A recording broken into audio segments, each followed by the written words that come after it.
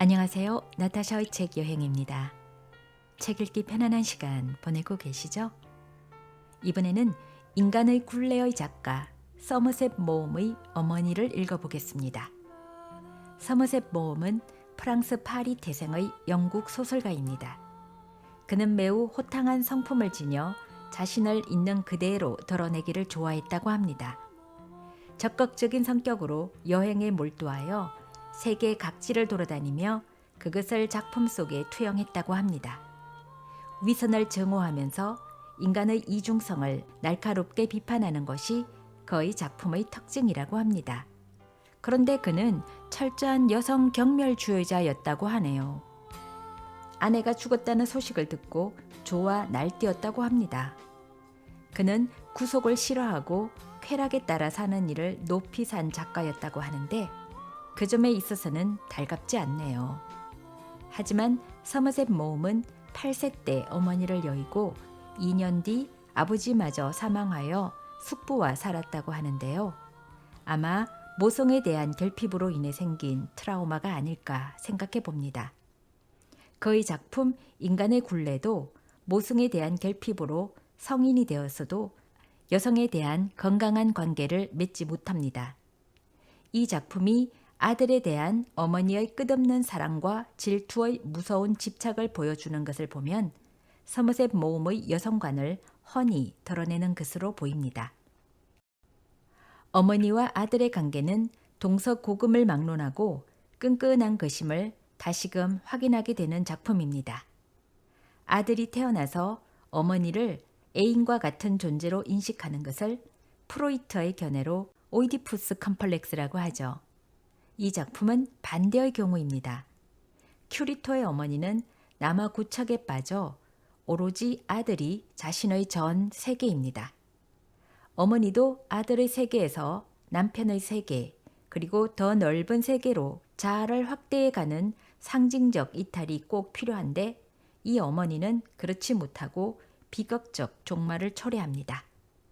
나타샤의 책 여행, 서머셋 모험의 어머니를 만나러 떠나봅니다. 어머니.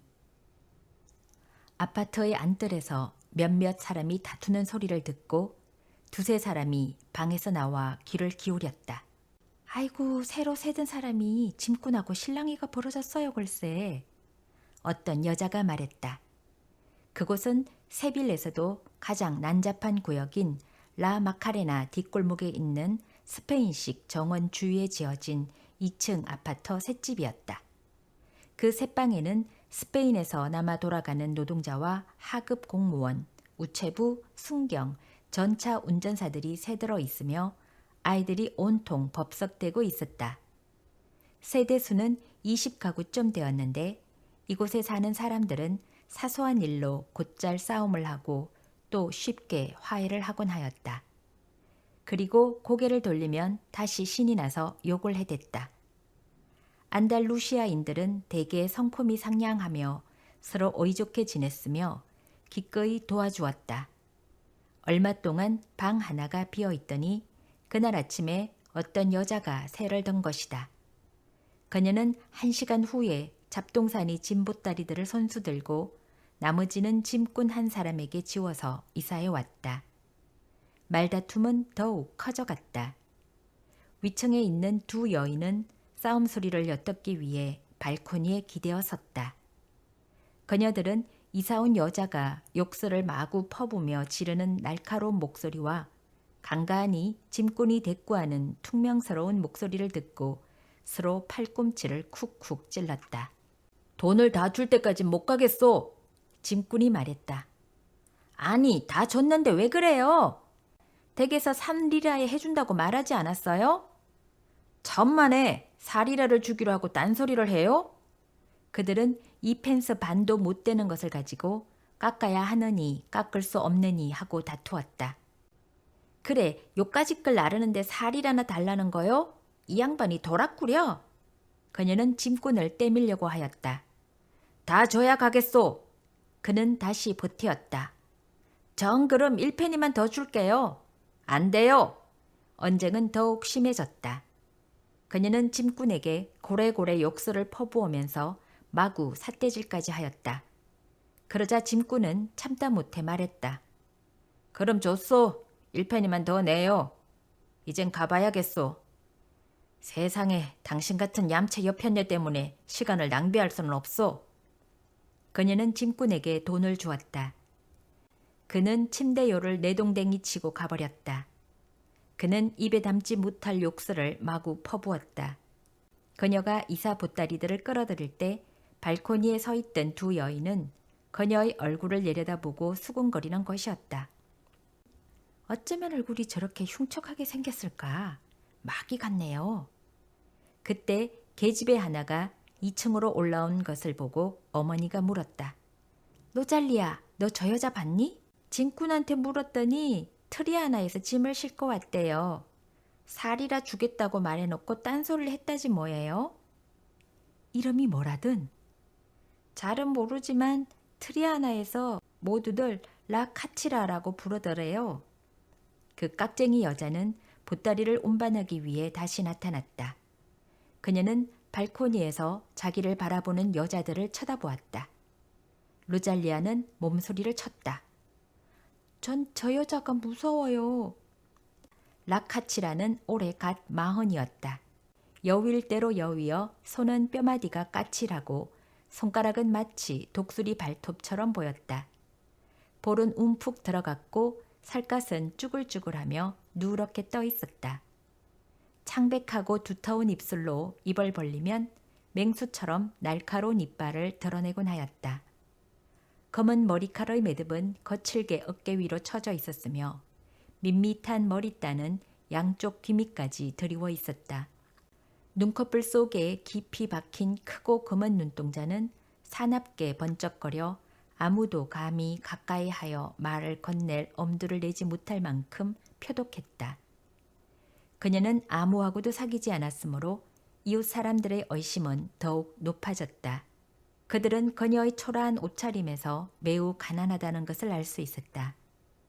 그녀는 날마다 아침 6시에 밖으로 나갔다가 밤이 되어서야 돌아왔다.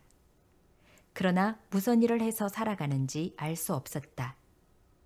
이웃 사람들은 아파트에 함께 살고 있는 경찰더러 좀 알아봐 달라고 부탁하기도 하였다. 그 여자가 공공질서를 방해하지 않는 이상 무엇 때문에 성하더리요? 하고 경찰이 말했다. 그러나 이곳 세빌에서는 남에 대한 험담이 금세 퍼지는 터라 2, 3일 후 이청에 살고 있는 석공이 트리아나에 사는 자기 친구가 그녀의 내막을 잘 알고 있어 이야기를 전해주었다. 그 말에 의하면 라카치라는 살인죄로 7년 동안 감옥살이를 하다가 한 달 전에 풀려나왔다. 트리아나에 살았는데 동네 아이들은 그 사실을 알고 그녀에게 마구 돌을 던지며 욕을 퍼부었다. 그래서 그녀는 아이들을 마구 쥐어박으며 한바탕 소동을 일으킨 끝에 주인에게 쫓겨났다. 그리고 그녀는 어느 날 아침 집 주인과 자기를 쫓아낸 모든 사람들에게 악담을 퍼붓고 갑자기 어디론가 사라졌던 것이다. 누구를 죽였어요? 로잘리아가 물었다. 그 여자의 애인이란다. 석공이 대답하였다. 어머, 그런 여자에게도 애인이 있었나요? 로잘리아가 비웃는 어조로 말하였다. 성모 마리아여. 로잘리아의 어머니 필라가 큰 소리로 말하였다. 우리를 해치지 않게 해 주시옵소서. 내가 뭐라고 하든 꼭 살인범같이 생겼다고 했지? 로잘리아는 몸을 떨면서 십자가를 그었다. 그때 라카치라가 하루 일을 마치고 막 돌아왔다. 수군거리던 사람들은 섬뜩하여 한데 뭉치는 듯한 태도를 취하며 두려운 얼굴로 그녀의 험상궂은 눈을 바라보았다.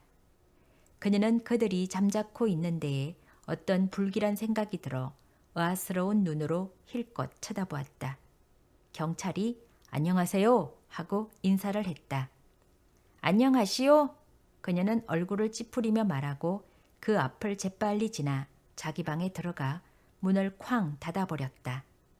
이어서 문을 잠그는 소리가 들려왔다. 그녀는 흉측하고 사나운 눈으로 사방을 두리번거렸다. 사람들은 무슨 불길한 주문에 홀리거나 한 것처럼 나지막한 소리로 수군거렸다. 저 여자 마음속에는 악마가 들어있나 봐. 로잘리아가 말했다. 마뉴엘, 당신이 우리 곁에 있으니 다행이군요. 로잘리아의 어머니가 경찰에게 이렇게 말했다. 그러나 라카치라는 말썽을 일으키고 싶지 않은 모양이었다.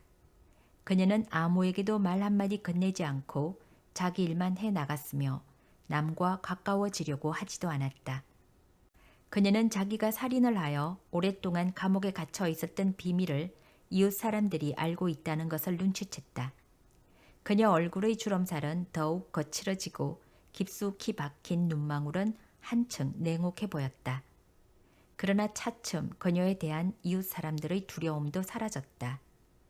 수다스러운 필라도 때때로 안뜰에 앉아있는 사람들 사이를 말없이 지나가는 이 사나운 여인에 대하여 별 관심을 갖지 않게 되었다. 아마 감옥살이를 하다가 돌았나 봐. 곧잘 그렇게 되는가 보더군요. 그런데 하루는 그들을 다시 쑥덕 공론으로 몰아넣는 사건이 생겼다. 아파트 정문에 어떤 젊은 사나이가 나타나 안토니아 산체즈라는 사람을 찾았다. 안뜰에서 서커트를 꿰매고 있던 필라는 땅을 바라보며 어깨를 움츠리고 말했다. 여기 그런 분은 살지 않는데요? 여기 살고 있을 텐데요? 하고 청년은 대답하였다. 그리고 잠시 말을 멈추고 있다가 참, 그 여자를 라카치라고들 부르더군요. 아, 그러세요? 저 방이에요. 로잘리아가 대문을 열고 방문을 가리키면서 말했다. 고맙습니다. 청년은 로잘리아에게 미소를 지어 보였다. 그녀는 혈색이 불그레한 멋지고 큰 눈을 가진 아름다운 소녀였다. 윤기가 흐르는 검은 머리에는 붉은 카네이션이 꽂혀 있고 풍만한 젖가슴에 젖꼭지가 블라우스 위로 불룩 솟아나 있었다. 당신을 낳은 어머니에게 축복을 드립니다. 하느님의恩寵을 받으시기를. 그는 이렇게 말했다. 그리고는 방문을 두드렸다. 모녀는 청년의 뒤를 유심히 바라보았다. 누굴까? 라카치라를 찾는 사람은 통 볼 수 없었는데. 필라가 말했다. 방 안에선 아무 소리도 나질 않았다. 그는 다시 문을 두드렸다. 누구요? 라카치라의 앙칼진 목소리가 들렸다. 어머니! 하고 그는 말했다. 문이 삐걱거리더니 활짝 열렸다. 큐리토! 그녀는 청년의 목을 껴안고 뜨거운 키스를 퍼부었다. 이어서 사랑에 넘치는 제서처로 아들을 쓰다듬고 얼굴을 받쳐들었다. 이 광경을 바라보던 모녀는 그녀에게 그런 상냥한 대가 있는 줄은 짐작조차 못했었다. 라카치라는 너무나 반가워 눈물을 글썽거리며 아들을 방 안으로 데리고 들어갔다. 저 여자 아들인가 봐요. 로잘리아가 놀란 얼굴로 말했다. 누가 저런 건사한 아들이 있는 줄 상상이나 하겠어요. 큐리토는 약간 마른 얼굴에 희고 고른 이를 갖고 있었다. 머리를 짧게 깎고 관자놀이 위를 면도질한 것으로 보아 안다루시아 사람임에 틀림없었다. 그는 어른다운 수염 자국이 갈색 피부에 풀어죽죽하게 보이는 멋쟁이였다. 아닌 게 아니라 거의 멋진 옷매 몹시는 사람들의 호감을 살만하였다. 몸에 꼭 끼는 바지에 짧은 조끼하며 가장자리에 주름 잡힌 셔츠는 최신식이었다. 머리에는 챙이 넓은 모자를 쓰고 있었다. 이었고 라카치라의 방문이 열리더니 그녀가 아들의 팔을 끼고 밖으로 나왔다. 다음 주일에 또 올 거지? 그녀가 물었다. 네, 별일 없으면요. 청년은 로잘리아를 힐끗 쳐다보고 나서 자기 어머니에게 인사를 했다. 그리고 로잘리아에게도 고개를 끄덕여 보였다. 하느님의 은총을 받으시기를. 그녀는 이렇게 말하고는 그에게 눈웃음을 쳐보였다. 그녀의 검은 눈은 아름답게 빛났다. 라카치라는 이 광경을 훔쳐보고 얼굴에 넘치던 기쁨도 사라진 듯 셀쭉해지더니 다시 갑자기 먹장구름처럼 어두워지는 것이었다. 그녀는 무섭게 얼굴을 찌푸리고 그 아름다운 소녀를 바라보았다. 저 사람이 당신의 아들이에요? 청년이 저만치 사라지자 필라가 물었다. 그래요, 내 아들이라오. 라카치라는 무뚝뚝하게 대답하고 자기 방으로 들어가 버렸다. 그녀의 마음은 그 무엇으로도 누그러지게 할 수 없었다. 그녀는 행복할 때도 남들이 가까이 오는 것을 피하였다. 참 못쟁이야. 로잘리아는 혼자 중얼거렸다. 그녀는 그 후 며칠을 두고 청년을 생각했다. 라카치라는 아들에 대한 사랑이 끔찍하였다. 그녀에게 아들은 이 세상의 전부였다. 따라서 질투에 가득 찬 불같은 열정으로 아들을 사랑했다. 그것은 아무리 극진한 효도로도 갚을 수 없는 사랑이었다. 그녀는 자기가 아들에게 가장 소중한 존재가 되기를 바라고 있었다. 아들의 직장 관계로 함께 살 수 없는 것이 한이었다. 떨어져 있는 동안에 아들이 무슨 짓을 할지 모른다고 생각하면 괴롭기 짝이 없었다. 아들이 어떤 처녀에게 청혼을 할지도 모른다는 생각은 그녀를 몸부림치게 괴롭게 했다. 이곳 세빌에서는 귀가 솔깃한 처녀에게 총각이 달콤한 말로 소곤거리며 밤늦도록 창가에 앉아 있거나 새 울타리나 대문간에 기대어 남녀가 소곤거리는 광경을 얼마든지 볼 수 있었다. 라카치라도 멋진 청년은 묻 여성들의 미소를 한 몸에 받게 마련이라는 것을 잘 알고 있었다. 그래서 언제나 아들에게 애인이 있느냐고 물어보는 것이었다. 그러면 아들은 을에 저녁이면 일에 바빠서 아무 생각도 하지 못한다고 대답했다. 그녀는 아들이 거짓말을 하는 줄 알면서도 그렇게 부정을 하면 기뻐기만 했다. 그녀는 로잘리아의 적극적인 시선에 미소로 대답하는 아들을 보자 분통이 치밀었다. 그녀는 전부터 이웃 사람들을 미워하고 있었다. 그들은 행복하지만 자기는 비참한 데다 그 무서운 비밀까지 그들이 알고 있었기 때문이다.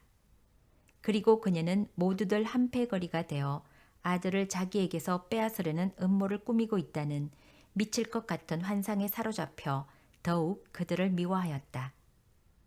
라카치라는 다음 일요일 오후 자기 방에서 나와 안뜰을 가로질러 대문간에 서 있었다. 이웃 사람들은 너무나 뜻밖의 일이라 저마다 한마디씩 하였다. 저 여자가 왜 저기 서 있는지 아세요? 귀하신 아드님께서 오실 텐데 우리에게 그를 보이고 싶지 않아서 그러는 거예요. 흥, 우리가 자기 아들을 잡아먹나? 이었고 아들이 도착했다. 그러자 아닌 게 아니라 그녀는 아들을 재빨리 자기 방으로 데리고 들어가는 것이었다.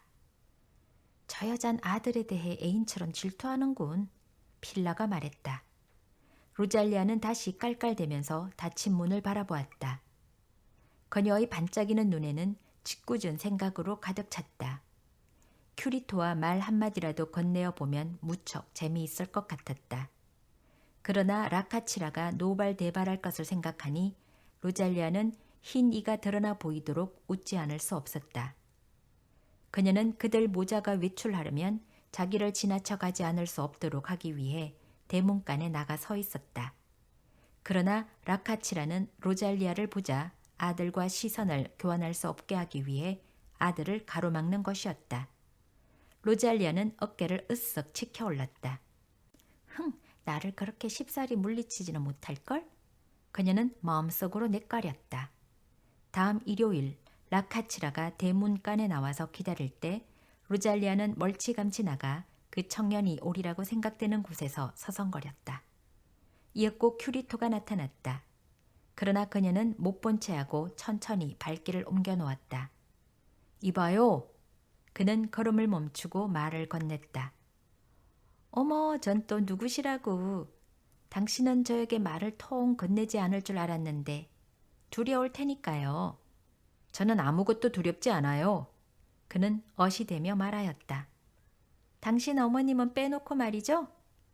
그녀는 마치 그가 자기 곁에서 떠나주기라도 바라는 것처럼 마지못해 걸어갔다. 그러나 그가 결코 자기 곁을 떠나지 않으리라는 것을 잘 알고 있었다. 어디로 가시는 길입니까? 그는 물었다. 큐리토, 당신이 그걸 알아서 뭐 하시려고요? 빨리 어머니한테나 가보세요, 도련님. 그렇지 않다가는 매를 맞을 테니까요. 당신은 어머니와 함께 있을 때는 무서워 내 얼굴을 쳐다보지도 못하면서 뭘 그러세요? 원, 천만의 말씀입니다. 그럼 이만 저는 볼 일이 있어서 가야겠어요. 로잘리아는 점잖게 돌아가는 그를 보고 혼자서 깔깔 웃었다. 청년이 어머니와 함께 외출할 때 로잘리아는 전과 같이 또 안뜰에 있었다. 청년은 수줍어하면서도 용기를 내어 발을 멈추고 인사하였다. 라카치라는 발끈하여 얼굴이 붉게 물들었다. 큐리토, 이리 와! 그녀는 거친 목소리로 말하였다. 너 거기서 뭘 기다리고 있는 거냐? 그는 발길을 돌렸다. 로잘리아에게 무슨 말을 건네려고 잠깐 멈칫하다가 자제하고 그냥 어두컴컴하고 고요한 자기 방으로 되돌아갔다. 2, 3일 후 이곳 세빌의 수호신 성 이시드로의 축제가 있었다. 그리하여 석공과 그 밖의 몇몇 사람들이 이 휴일을 경축하기 위해 아파트의 뜰에 초롱불을 한 줄로 쭉 달아놓았다. 그 초롱불은 맑게 갠 여름밤을 찬란히 밝히고 있었다. 하늘은 반짝이는 별들을 반갑게 맞아주는 것 같았다. 아파트에 사는 사람들은 뜰 한복판 의자에 모여 앉아 있었다. 부인네들은 어린 아기에게 젖을 빨리고 부채질을 하면서 수다를 떨다가는 좀 나이가 찬 애가 부채기라도 하면 마구 윽박지르는 것이었다. 이 저녁 한때의 시원한 공기는 숨막힐 듯한 한낮의 더위에 비하면 매우 상쾌하였다. 투 구경을 하고 돌아온 사람들은 떠들어대면서 유명한 투사 벨몬테의 멋진 묘기를 정확하고 상세하게 재현하는 것이었다. 그들은 상상력으로 생생한 그 장면들을 더듬어가며 그가 일찍이 이곳 세빌의 역사상 흔적 없는 매우 훌륭한 연기를 했다고 짓거려댔다. 안뜰에는 라카치라만 빼고 모든 사람들이 다 나와 있었다. 그녀의 방에는 촛불만이 외롭게 깜빡거렸다. 그런데 그 여자의 아들은 어디 갔어요? 방에 있어요. 필라가 말했다. 1시간 전에 이리로 지나갔어요. 아마 재미를 보고 있을 테죠. 로잘리아가 웃으며 말했다. 로잘리아, 라카치라 걱정은 작작하고 춤이나 춰보지 그래. 하고 옆에 있던 사람이 말하자 그래 그래 아가씨께서 한번 춰봐 하고 모두들 입을 모아 말하였다. 스페인 사람들은 춤을 추기 좋아하지만 남이 춤추는 것을 구경하는 것도 좋아한다. 옛말에도 스페인 여자치고 춤추기 위해 태어나지 않은 사람은 한 명도 없다고 한다. 모두들 재빨리 삥 둘러 앉았다. 석공과 전차 차장이 기타를 가지고 나왔다. 로잘리아는 캐스트네츠를 손에 쥐고 자기 또래의 소녀와 함께 춤을 추기 시작하였다. 큐리토는 음악 소리가 들려오자 비좁은 방 안에서 귀를 기울였다. 춤들 추는군. 그는 혼자 중얼거렸다. 그는 금세 사지가 근질근질하였다. 커튼 사이로 초롱불이 환히 비추는 가운데 웅성거리는 사람들을 내다보았다. 두 소녀가 춤을 추고 있었다. 로잘리아는 나들이 옷을 입고 통속적인 짙은 화장을 하고 있었다. 그리고 그녀의 머리에 꽂힌 한 송이 아름다운 카네이션이 유난히 빛나고 있었다. 그의 가슴은 울렁거리기 시작했다. 스페인에서는 사랑이 급속도로 움트고 자랐다. 그는 처음 로잘리아에게 말을 걸던 날부터 줄곧 그 아름다운 아가씨 생각을 해왔었다. 그는 창문에 가까이 다가갔다. 너 거기서 뭘 하고 있니? 어머니가 물었다. 춤추는 거 구경하고 있어요. 어머니는 제가 즐겁게 노는 것을 좋아하지 않으시나 보군요. 로잘리아가 보고 싶어서 그러지? 어머니는 가로막으려고 하였다. 그러자 아들은 어머니를 밀치고 밖으로 춤 구경을 나갔다. 어머니는 한두 발짝 따라가다 그만두고 어두컴컴한 곳에서 골이 잔뜩 나 애를 태우고 있었다. 로잘리아는 그를 보았다. 저를 보고 놀라셨죠? 그녀는 그의 앞을 지나면서 말하였다. 춤은 소녀의 마음을 미치게 하였으므로 라카치라는 전혀 두렵지 않았다. 한 차례의 춤이 끝나자 그녀의 파트너는 의자에 털썩 주저앉았다. 그녀는 서슴지 않고 큐리토에게 다가가 머리를 쳐들고 가슴을 쑥 내밀며 말했다. 당신은 물론 못 추죠? 천만에 출 줄 알아요. 그럼 이쪽으로 오세요. 그녀는 애교 있게 눈웃음을 쳐보였다. 그는 망설였다. 어깨너머로 어머니를 되돌아본 것이 아니라 어둠 속에 혼자 갇혀있는 어머니의 심정을 헤아려 보았던 것이다. 로잘리아는 그의 시선이 무엇을 의미하는지 알아차렸다. 두려우세요? 두려울 게 뭐요? 청년은 어깨를 으쓱 치켜올리며 말했다. 그는 사람들이 둘러앉은 한가운데로 걸어나갔다. 기타를 치는 사람들의 솜씨가 서툴렀으므로 구경꾼들은 때때로 헤잇 헤잇 하고 소리를 질러 박자를 맞춰가면서 율동적으로 손뼉을 쳤다. 로잘리아가 큐리토에게 캐스트네처를 주었다. 그리고 두 남녀는 춤을 추기 시작했다. 어둠 속에서 그들의 귀에 독사와 같은 쉬 하는 소리가 들려왔다. 그러나 이제 로잘리아는 춤에 도취되어 앞뒤를 헤아리지 않게 되었다.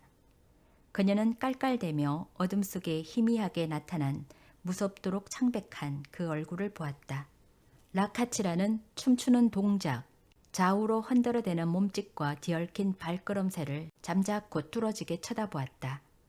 그리고 아들이 캐스트네처를 치며 로잘리아를 껴안고 그녀가 멋있게 제스처를 취해 몸을 뒤로 젖히며 그의 얼굴을 보고 생걸생걸 웃는 모습이 라카치라의 눈에 들어왔다. 그러자 그녀의 두 눈은 불타는 석탄처럼 이글거려 눈동자가 활활 타오르는 것 같았다. 그러나 아무도 그녀에게 관심을 갖고 있지 않았다. 그녀는 격분한 나머지 신음소리를 질렀다. 춤이 끝나자 주위 사람들은 박수갈채를 보냈다. 로잘리아는 이에 방긋 웃어 보였다. 큐리토에게 그가 이처럼 춤을 잘 추는 줄은 미처 몰랐다고 말했다. 라카치라는 자기 방에 들어가 문을 잠가버렸다. 아들이 와서 문을 열어달라고 하였지만 아무 대꾸도 하지 않았다. 그럼 가보겠어요. 아들은 말했다. 어머니의 가슴은 괴로움으로 피를 토할 지경이었지만 아무 대꾸도 하지 않았다. 그녀에게 아들은 자기가 갖고 있는 전부였으며 이 세상에서 자기가 사랑하는 전부였다. 그럼에도 불구하고 그녀는 아들이 미웠다. 그녀는 그날 밤 잠을 이루지 못하였다. 사람들이 자기 아들을 빼앗으려고 한다고 생각하니 미칠 지경이었다. 이튿날 아침 그녀는 일하러 가지도 않고 로잘리아를 기다렸다. 로잘리아는 어젯밤의 그 황홀한 춤으로 하여 약간 구겨진 옷차림을 하고 나타났다. 라카치라는 벼랑간 로잘리아의 앞을 가로막아 섰다. 그녀는 질겁을 하였다. 내 아들을 어떻게 할 심산이냐? 무슨 말씀이세요? 로잘리아는 놀라 대답하였다. 라카치라는 격분한 나머지 몸을 와들와들 떨었다. 그러더니 마음을 진정시키기 위해 손을 깨물었다. 내 말을 빤히 알아들으면서도 시치미를 떼는구나. 내 아들을 나한테서 빼앗으려는 거야. 내가 당신의 아들을 원하는 줄 아세요? 제발 나한테 가까이 오지 않게 해주세요. 내가 가는 곳마다 뒤따라오니 어쩌면 좋아요? 거짓말 마라. 그럼 아들에게 물어보세요. 로잘리아의 목소리가 하도 앙칼져 라카치라는 거의 참을 수 없었다. 그는 저를 만나기 위해 거리에서 1시간씩이나 기다려요. 왜 당신의 아들을 붙잡아 두지 못하세요? 거짓말 말어. 제가 원한다면 애인쯤은 얼마든지 구할 수 있어요. 제가 왜 하필 살인범의 아들을 원하겠어요? 라카치라는 제정신이 아니었다. 피가 머리 끝까지 치솟고 눈앞이 캄캄하였다. 그녀는 그만 로잘리아에게 덤벼들어 머리카락을 와락 잡아 흔들었다. 그녀는 비명을 지르면서 몸을 피하려고 하였다. 마침 지나가던 사람이 달려들어 그들을 떼어놓았다. 큐리토에게서 손을 떼지 않으면 죽여버릴 테다. 라카치라는 외쳤다. 그럼 누가 겁낼 줄 알아요? 떼어놓을 수 있으면 떼어놔 봐요. 아들은 저를 자기 눈동자보다 더 사랑하고 있다는 걸 알아야 해요. 이제 그만 저리 가요. 하고 큐리토가 말했다. 로잘리아, 말대꾸를 말어. 라카치라는 격분한 나머지 마치 먹이를 빼앗긴 맹수처럼 어르렁거리면서 거리로 뛰어나갔다. 그날 밤의 춤은 큐리토를 미치게 하였다. 그는 로잘리아와 깊은 사랑에 빠졌던 것이다. 이튿날 그는 종일 그녀의 붉은 입술만 생각하였다. 그녀의 눈동자는 그의 마음속에서 빛났으며 그를 황홀케 하였다. 그는 열렬히 그녀를 요구하였다. 저녁이면 늘 마카레나 방향으로 어슬렁어슬렁 걸었다. 그리고 정신을 차리면 자기도 모르게 어느새 로잘리아의 집 앞에 와 있는 것이었다. 그러면 그녀가 안뜰에 나타날 때까지 어두운 현관 앞에서 기다리곤 하였다. 맞은편 끝에 있는 그의 어머니 방에서는 불빛이 외롭게 비치고 있었다. 로잘리아! 그는 나지막한 목소리로 불러보았다. 그녀는 깜짝 놀라 소리를 지르며 뒤돌아보았다. 오늘은 웬일로 여기까지 오셨어요? 그녀는 그에게로 가까이 다가오며 속삭이는 것이었다. 나는 당신과 한시도 떨어질 수 없어. 왜요? 그녀는 미소를 지으며 물었다. 당신을 사랑하니까. 오늘 아침 당신의 어머니가 저를 죽이려고 한 거 아세요?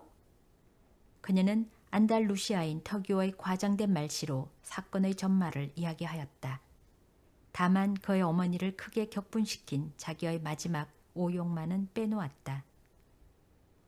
어머니는 악마적인 성격을 갖고 있어요. 하고 그가 말했다. 그는 허세를 부리며 말을 이었다.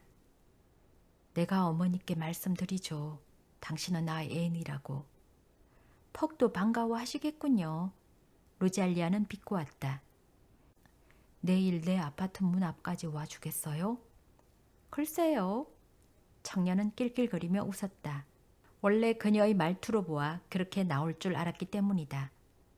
그는 집으로 돌아가는 도중에 있는 CL 패스를 지나갈 때 전에 없이 신이 났다.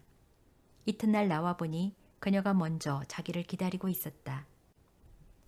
그들은 세빌 지방의 전통적인 연애 방식에 따라서 철문을 사이에 두고 오랫동안 소곤거렸다. 그래도 큐리토에게는 그 철문이 장애물이란 생각이 전혀 들지 않았다. 그가 로잘리아에게 나를 사랑해 주시겠어요? 하고 물었을 때 그녀는 대답 대신에 좀 요염한 한숨을 내쉬었다. 그들은 서로의 눈 속에서 활활 타오르는 정열의 불꽃을 찾아보려고 애썼다. 그는 밤마다 그녀를 찾아갔다. 그녀를 찾아가는 것을 어머니가 알까 두려워 다음 일요일에는 어머니를 만나러 가지 않았다. 불쌍한 어머니는 아들이 오기를 가슴을 태우며 기다리고 있었다.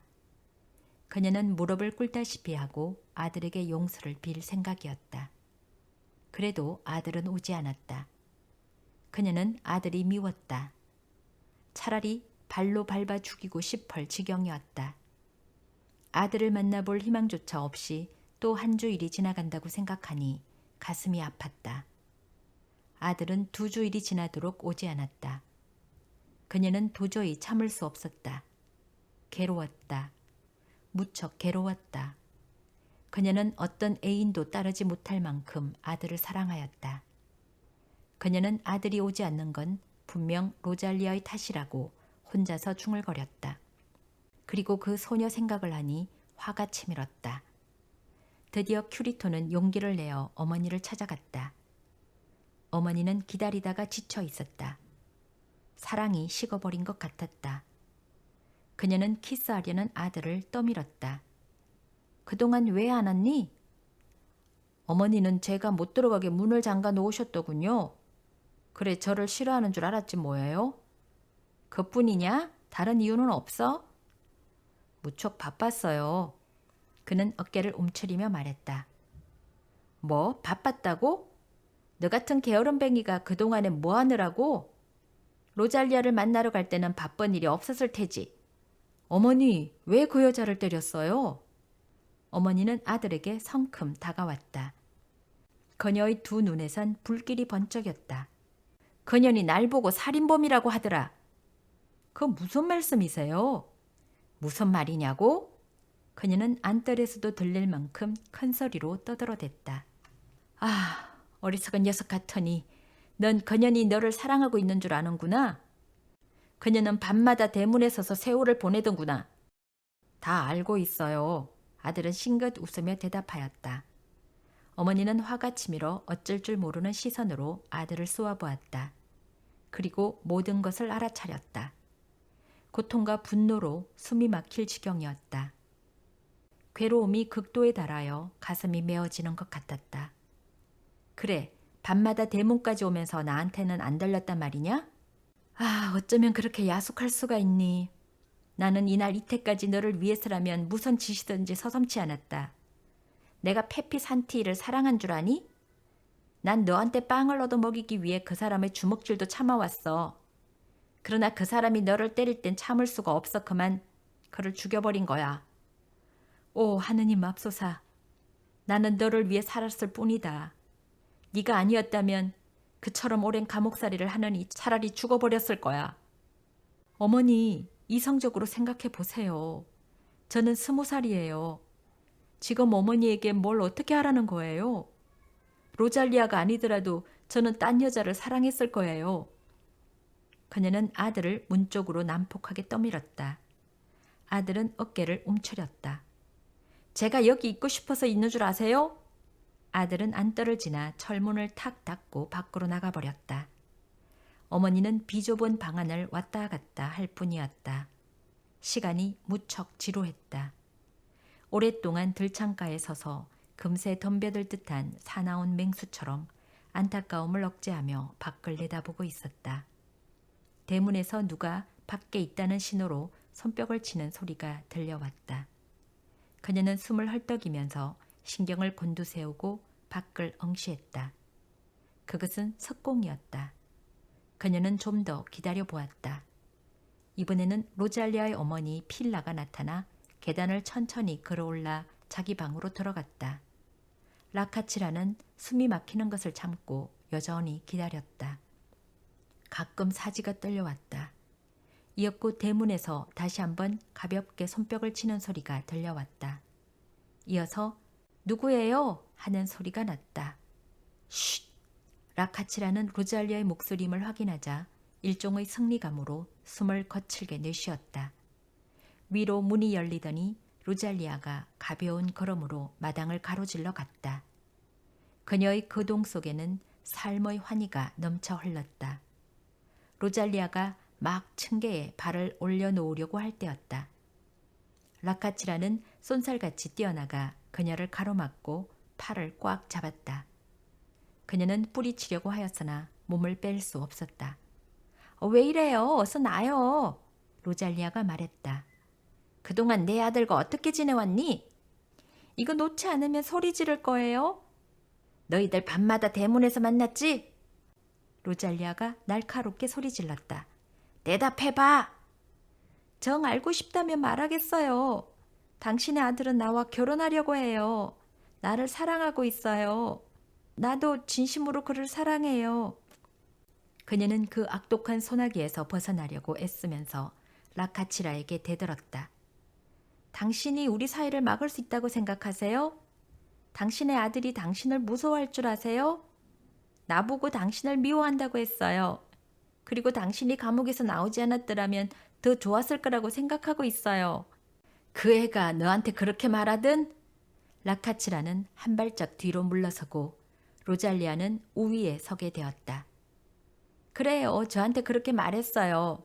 그리고 또 있어요. 당신이 페피 산티를 죽이고 7년 징역살이를 했다는 이야기도 하더군요. 그리고 당신이 차라리 죽었으면 좋았을 거라고요.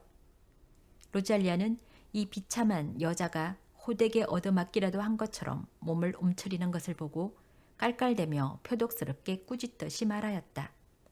그러니까 당신은 내가 살인자의 아들과 결혼하기를 거부하지 않는 것을 대견스럽게 여겨야 해요. 그녀는 이렇게 말하고 나서 라카치라를 떠다밀고 청계를 뛰어 올라갔다. 그러자 다시 정신을 차린 라카치라는 이 모욕에 눈이 뒤집힐 지경이 되었다. 그녀는 격분에 떠는 짐승 같은 소리를 내지르며 로잘리아에게 달려들어 어깨를 잡고 청계 아래로 끌어내렸다. 로잘리아는 획 돌아서며 라카치라의 뺨을 후려 갈겼다. 그러자 라카치라는 가슴에 품고 있던 칼을 꺼내어 저주에 찬 말 한마디와 함께 그녀의 목에 콱 꽂았다. 로잘리아는 비명을 질렀다. 그녀는 층계 아래로 떨어져 돌바닥 위에 쓰러졌다. 피가 바닥에 흥건히 고였다. 이 절망적인 비명 소리에 놀라 대여섯 개의 방문이 일제히 화다닥 열렸다. 사람들이 뛰어나와 라카치라를 잡으려고 하였다. 그녀는 벽 쪽으로 뒷걸음을 치며 아무도 감히 접근할 수 없는 흉악한 얼굴을 하고 그들을 바라보았다. 그들은 잠시 머뭇거렸다. 이때 필라가 비명을 지르고 발코니 사이에서 뛰어나왔다. 그러자 모든 사람들의 눈이 그쪽으로 쏠렸다. 라카치라는 이 틈을 타 자기 방에 들어가 문을 잠그고 빗장을 질렀다. 마당은 삽시간에 사람들로 득실거렸다. 필라는 대성통곡을 하며 딸을 부둥켜 안고 있었다. 어떤 사람은 의사를 부르러 가고 어떤 사람은 경찰관을 데리러 갔다. 거리에서 구경꾼들이 몰려와 주위를 둘러쌌다. 의사가 검은 가방을 들고 급히 들어왔다. 이어서 경찰이 달려오자 사람들 10여 명이 흥분된 어조로 사건의 경위를 설명하며 라카치라의 방문을 가리켰다. 경찰관들은 그녀의 방문을 부수고 안으로 들어갔다. 난투가 벌어졌다. 그리고 그녀에게 수갑을 채워 밖으로 나왔다. 사람들이 와르르 밖으로 따라 나왔다. 경관들은 그녀를 에워싸고 있는 사람들을 칼집을 흔들어 흩어지게 하였다. 그러나 사람들은 주먹을 휘두르면서 라카치라에게 욕설을 퍼부었다. 그녀는 멸시하는 듯한 눈초리로 그들을 바라볼 뿐 아무 대꾸도 하지 않았다. 그녀의 눈은 성리감에 빛나고 있었다. 경관들은 그녀를 끌고 안뜰을 거쳐 죽은 로잘리아 곁을 지나갔다. 죽었어요? 라카치라가 물었다. 그렇소. 의사가 침통한 목소리로 대답하였다. 그러자 그녀는 말했다. 하느님 감사합니다. 엄마가 아들에게 광적인 집착을 보인 영화 올가미가 생각납니다. 지금까지 나타샤의 책 여행이었습니다.